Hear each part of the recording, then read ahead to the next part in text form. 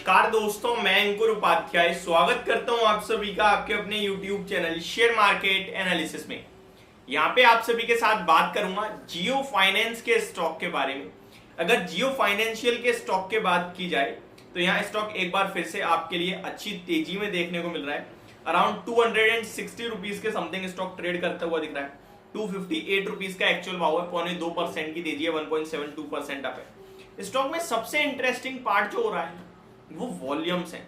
देखिए इस स्टॉक को बाजार में आया आज 12वां दिन है, 12वां ट्रेडिंग सेशन है। ठीक है जी, वैसे तो 21 तारीख से अगर आप 5 सितंबर लगाओगे तो ज्यादा दिन हो जाएंगे, लेकिन ट्रेडिंग सेशन जो है वो 12वां है आज।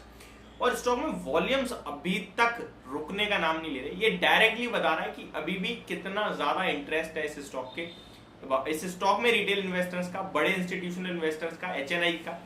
स्टॉक की बात की जाए जब से आया है तब से ऑन एन एवरेज जो स्टॉक ट्रेड कर रहा है ना वो अराउंड 9-10 करोड़ शेयर्स ट्रेड हो रहे हैं इस स्टॉक में। अगर आप आज भी देखो अभी तक तो लगभग स्टॉक में 2 करोड़ शेयर्स तो ऑलरेडी ट्रेड होने वाले हैं। 1 करोड़ 80 लाख शेयर्स तो ट्रेड हो चुके हैं और अभी बाजार खुले हुए 2 घंटे भी नहीं हुए।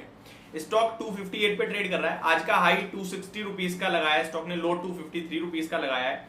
मैंने जैसा कि आप सभी के साथ कहा था, कल भी एक वीडियो शेयर करी थी मैंने ऑलमोस्ट 12:30 बजे के करीब, तब भी मैंने आपसे सेम चीज डिस्कस करी कि जियो फाइनेंस का स्टॉक मुझे खरीदना है, लेकिन मुझे भाव चाहिए, इस भाव पे नहीं लूंगा।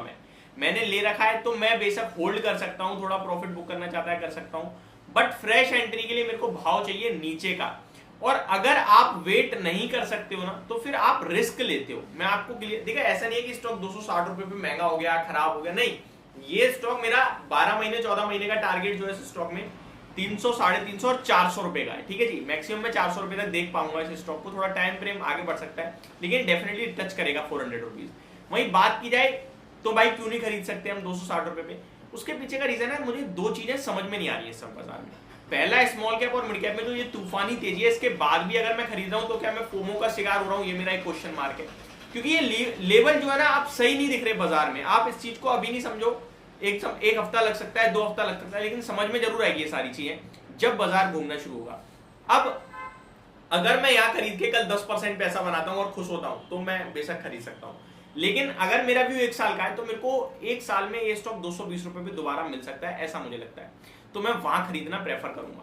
तो पहले तो बाइंग रेंज हमारी डिसाइड होनी चाहिए। वो मेरी बाइंग रेंज तो 220 रुपए के आसपास की है और मेरी सेलिंग रेंज फिर मैं एवरेज कर सकता हूं, ऊपर भी खरीद सकता हूं, नीचे भी खरीद सकता हूं और अराउंड 350 रुपए तक होल्ड करने की कोशिश करूंगा मैं इस स्टॉक को। अब मेरा ऐसा क्या व्यू है और क्यों मैं ऐसा कह रहा हूं उसको समझिए। बहुत सारे लोग कमेंट कर रहे हैं कि भाई जियो फाइनेंशियल का स्टॉक 6000 के पीई पे ट्रेड कर रहा है, यानी प्राइस टू अर्निंग जो कंपनी कमा रही है उसके सामने 6000 का पीई स्टॉक को मिल रहा है, प्राइस मिल रहा है। अब ये चीज कैसे जस्टिफाई हो सकती है? लोग, मैं यहाँ पे कहने लगता हूँ 200 के पीई पे नहीं टिक सकती कंपनी, बहुत महंगी है। ये 6300 के पीई पे ट्रेड कर रहा है, उसके बावजूद मैं आपसे कह रहा हूँ कि थोड़ा नीचे आए तो खरीदना। थोड़ा नीचे का वहां पे वो दिखता है 5500 का पीई। देखिए मैं आपको अब एक चीज समझाने की कोशिश करता हूं जो आप ध्यान से सुनिएगा। देखिए जियो फाइनेंशियल की बात की जाए तो 1,63,000 64,000 करोड़ का मार्केट कैप है। पीई के हिसाब से देखेंगे तो 6500 के पीई पे है, 6500 के पीई पे है स्टॉक। क्यों है वो समझिए। कंपनी का आप जरा प्रॉफिट देखिए, कंपनी का जो टोटल नेट प्रॉफिट है FY23 में वो आपके लिए आता हुआ दिखा है ऑलमोस्ट 31 करोड़ रुपीज का। कितना? 31 करोड़ का प्रॉफिट है टोटल FY23 में। सेल 45 करोड़ की है। अगर मैं मतलब इसको क्या ही वैल्यूएशन दूंगा, मैं कुछ वैल्यूएशन बन ही नहीं रहे। FY23 से पहले थोड़ा सा जाऊंगा FY22 में तो फिर ज्यादा दिखेगा, क्योंकि FY23 से पहले अगर आपने देखूं तो लगभग 150 करोड़ का कंपनी की सेल थी और 168 करोड़ का प्रॉफिट था। उससे पहले 300 करोड़ की सेल थी, 123 करोड़ का प्रॉफिट था। उससे पहले 2020 में 230 करोड़ का प्रॉफिट था और लगभग 350 करोड़ की सेल थी। इस बीच में कंपनी के जो मार्जिन है, ऑपरेटिंग प्रॉफिट मार्जिन, वो 80-85% के हैं। अब यहाँ पे जो बेस है ना ये बहुत छोटा है।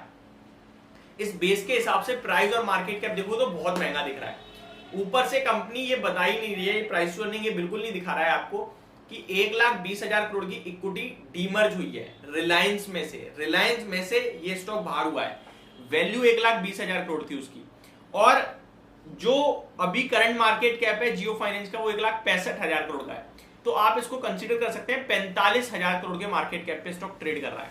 45,000 करोड़ के मार्केट कैप पे 300 करोड़ की सेल, 100, 150, 200 करोड़ का प्रॉफिट ये जस्टिफाई नहीं करता है। इसीलिए मैं चाहता हूं स्टॉक नीचे गिरे, लगभग 10-15 हजार करोड़ मार्केट कैप कम हो जाए, 15-20-25 हजार करोड़ के मार्केट कैप पे मुझे मिलती है, मैं खरीदने के लिए तैयार हूं। उसके बाद मेरा व्यू लॉन्ग टर्म का रहेगा। और ये जो अभी 300 करोड़ की सेल है ना, ये बढ़कर आपके लिए ऑलमोस्ट 10-12 हजार करोड़ की सेल पहुंच जाएगी एक साल के अंदर अंदर, क्योंकि मोटा भाई छोटे लेवल पे नहीं खेलेंगे। मैं आपके साथ रिपीट टेलीकास्ट कर रहा हूँ तरीके से। और आपको भी पता है जब बेस कमजोर होता है और बड़ा नाम जुड़ जाए तो फिर वो अपने आप तुरंत बढ़ती है, और ये तो पहले से ही बड़े नाम की कंपनी है। तो यहाँ मेरा व्यू है कि इस टोटल कंपनी का मार्केट कैप आने वाले समय में 2 लाख से 2.5 लाख करोड़ का होगा। निफ्टी का हिस्सा बनेगा आने वाले समय में स्टॉक, हो सकता है सेंसेक्स का भी बने, इसके चलते इसमें और इन्फ्लोज आएंगे। तो लॉन्ग टर्म व्यू मेरा सुपर बुलिश है, लेकिन शॉर्ट टर्म की बात की जाए तो इस भाव पे नहीं लेना चाहूंगा। मैं लेना पसंद करूंगा ये स्टॉक 220 रुपए करीब, जब स्टॉक का मार्केट कैप 1,30,000 करोड़ के समथिंग का होगा। ये मेरी तरफ से पूरी डिटेल वीडियो, होप आपको सारी चीजें क्लियरली समझ में आ गई होंगी। Thank you so much for watching this video, have a great day guys.